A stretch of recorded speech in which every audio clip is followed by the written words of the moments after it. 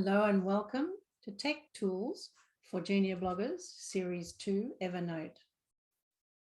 Tip 4, I should say, is now all about how to add the data that you want to record from your research directly into your notes in the notebooks of Evernote. Let me show you how.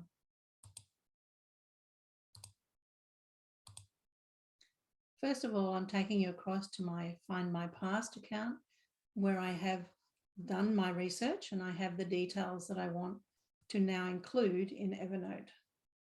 In the bottom left-hand corner, you can see my grandfather, Charles Cutting, all the way down there. But I'm now working on my great-great-grandparents and I want to go to John and Anne Cutting.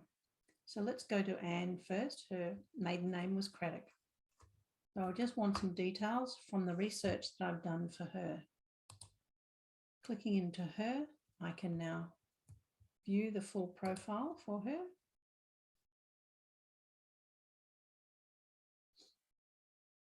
I'm waiting for it to catch up here in the internet, and I can go directly to the media that I've already collated and will now show me the transcripts for this ancestor.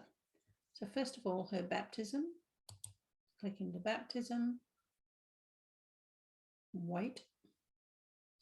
And here I have the information for Anne, the date of her baptism and her father's name and mother's first name. And I now want to copy all of that to the clipboard. This is a magic tool in Find My Past, saves a lot of time. Click on that and then go to Evernote, go into the note for that ancestor and type in the heading baptism and then paste Control V. And there I have all the information from that transcript, neatly recorded, ready for me to use when I want to write up her story. I continue in this fashion by creating some space in the note and then going back to my records.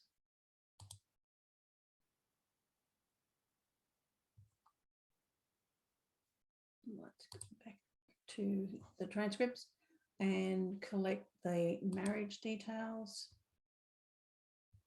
So quite a lot of research has gone into my family tree, as you can see. So here is the marriage detail for Anne marrying John Cutting in 1826.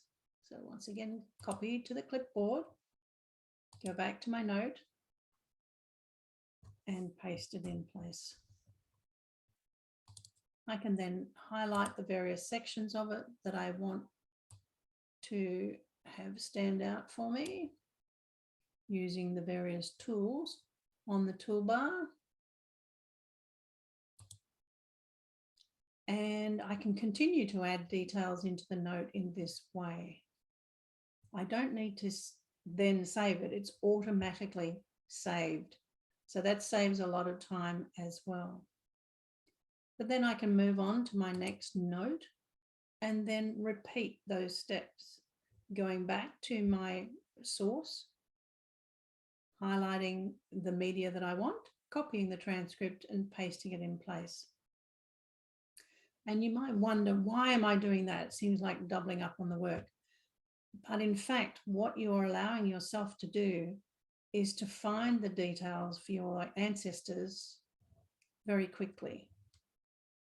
Evernote allows you to do that by your careful structuring and organizing in here. So that's how you add data from Find My Past. However, you can add whatever you like in here as regular text. Just beginning to type at the top where you want the text to go.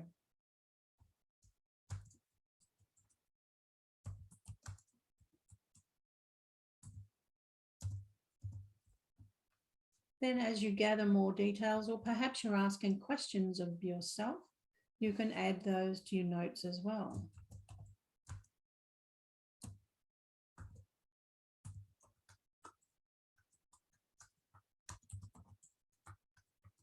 And this might help to inform your next bit of research.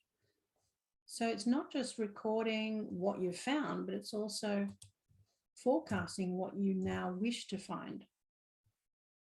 And this is a great place to keep all that information together to remind yourself of what you're doing for your research. So that's how you do it with a note in Evernote.